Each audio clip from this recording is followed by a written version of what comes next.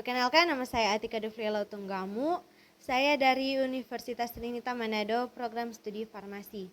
Nah, pada saat ini saya akan menjelaskan sedikit pengertian tentang obat dan sediaan. Nah, pengertian obat itu secara umum. Obat adalah semua bahan tunggal atau campuran yang digunakan oleh semua makhluk untuk bagian dalam maupun bagian luar. Nah, gunanya ini untuk mencegah, meringankan, maupun menyembuhkan penyakit.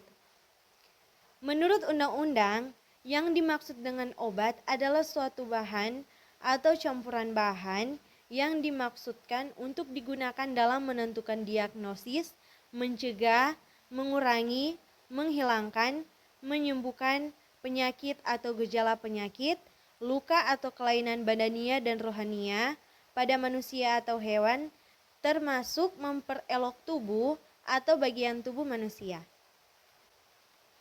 Nah, pengertian obat secara khusus. Yang pertama itu obat jadi. Obat jadi ini adalah obat dalam keadaan murni atau campuran dalam bentuk serbuk, tablet, pil, kapsul, supositoria, cairan, salep atau bentuk lainnya yang mempunyai teknis sesuai dengan FI atau buku resmi lain yang ditetapkan pemerintah.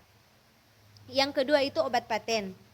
Obat paten ini adalah obat jadi dengan nama dagang yang terdaftar atas nama si pembuat yang dikuasakannya dan dijual dalam bungkus asli dan pabrik yang memproduksinya.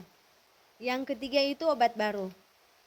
Nah, obat baru ini adalah obat yang terdiri atas atau berisi zat yang berkhasiat ataupun tidak berkhasiat. Misalnya seperti lapisan, pengisi, pelarut, pembantu, atau komponen lain yang belum dikenal sehingga tidak diketahui khasiat dan kegunaannya. Yang keempat, obat asli.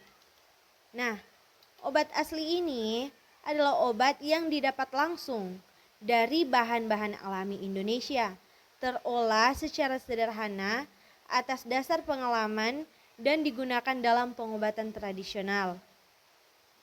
Yang kelima itu obat tradisional. Obat tradisional ini adalah obat yang didapat dari bahan alam atau mineral, tumbuhan, atau hewan. Nah, obat tradisional ini terolah secara sederhana atas dasar pengalaman dan digunakan dalam pengobatan tradisional. Yang keenam, obat esensial. Obat esensial ini yaitu obat yang paling dibutuhkan untuk pelayanan kesehatan masyarakat. Terbanyak dan tercantum dalam daftar obat esensial atau DOEN yang ditetapkan oleh Menteri Kesehatan Republik Indonesia. Nah, sekali lagi, obat esensial itu adalah obat yang paling dibutuhkan untuk pelayanan kesehatan masyarakat, terbanyak dan tercantum dalam daftar obat esensial atau DOEN yang ditetapkan oleh Menteri Kesehatan RI. Yang ketujuh itu obat generik, yaitu obat dengan nama resmi yang ditetapkan dalam FI untuk zat berkhasiat yang dikandungnya. Nah, berikut adalah penggolongan obat. Yang pertama itu penggolongan obat menurut kegunaan obat, yaitu terdiri dari untuk menyembuhkan atau terapeutik, yang kedua untuk mencegah atau profilaktik, dan yang ketiga untuk diagnosis atau diagnostik. Yang kedua penggolongan obat menurut cara penggunaan obat. Yang pertama itu medikamentum et usum internum atau pemakaian dalam melalui oral beretiket putih. Nah, yang kedua itu medikamentum et usum externum atau pemakaian luar.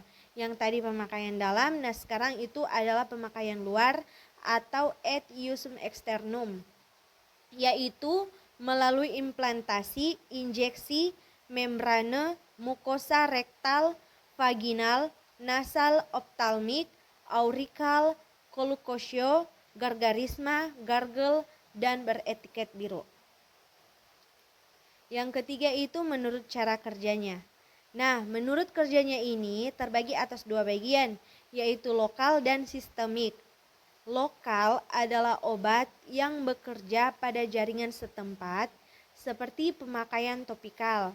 Nah, sekali lagi, lokal ini adalah obat yang bekerja pada jaringan setempat seperti pemakaian topikal. Sedangkan dengan pemakaian menurut sistemik adalah obat yang didistribusikan ke seluruh tubuh melalui oral. Nah, yang keempat itu penggunaan obat menurut undang-undang, yaitu yang pertama narkotik, yang kedua psikotropika, yang ketiga obat keras, yang keempat itu obat bebas terbatas, dan yang kelima obat bebas. Nah, penggunaan obat menurut sumber obat.